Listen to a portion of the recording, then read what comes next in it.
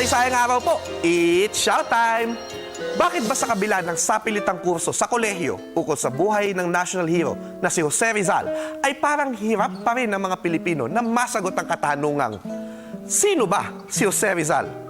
Ayon kay Dr. Jose Victor Torres, profesor ng De La Salle University History Department, Palangka Awardee at historical consultant ng pelikulang Jose Rizal at teleseryeng Ilustrado, sa pagpapakilala niya sa Pens as Swords, The Philippine Pen Jose Rizal Lectures, 1958 to 2007, ang dahilan nito ay ang tradisyonal na pagtuturo ng kasaysayan.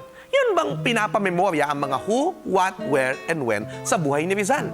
At dahil sa pilitan ng pagpapamemorya, nakakalimutan na rin ang mga ito kapag nakapasa na sa kurso. Minsan, pang mali-mali o luma na ang impormasyong natututunan. Ayon kay Dr. Torres, isang paraan niya ng pagtuturo ng buhay ni Rizal na maaaring makarelate ng mga estudyante ay ang pagpapakita kung paanong hinubog ng kanyang panahon ang kanyang pagkatao. Isang kita ito ay ang pagkukwento ng mga pagbabagong naganap noong ika-19 na siglo na tinatawag niyang Century of Change. Panahon nito na lumitaw ang iba't ibang imbensyon na nagpadali ng buhay, nagpabilis ng trabaho at nagbigay daan sa pagpapaganda ng komunikasyon. At ang mga bagay na ito ay pinakinabangan ni Rizal, tulad ng pakikinabang natin ngayon sa mga pagbabago sa teknolohiya sa sarili nating panahon. Tatlo sa mga ito ayon kay Dr. Torres. Una, ang mga statwa ni Rizal na nagpapakita sa kanya na may hawak na quill pen ay maaaring simboliko lamang. Mahirap maiisip na naisulat niya lahat ng mga tula, sanaysay, sulat, niyang nobela gamit lamang ang pakpak ng manok. Noong dekada 1860s, naimbento na ang fountain pen na popular na ginagamit sa panahon ni Rizal.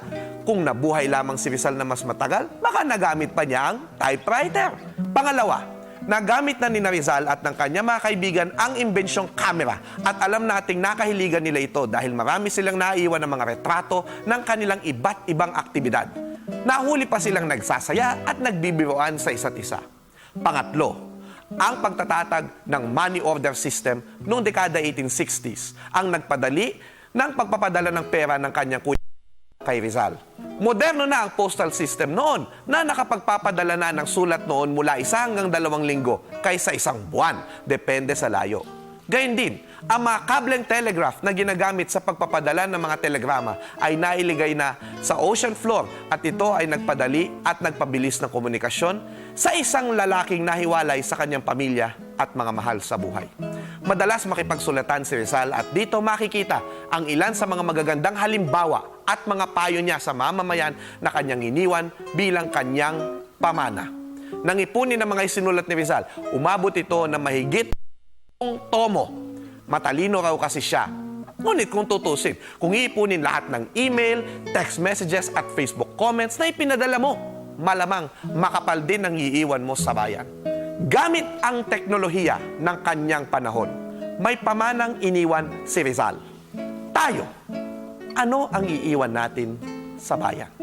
Ako po si Xiao Chua para sa telebisyon ng Bayan. And that was Xiao.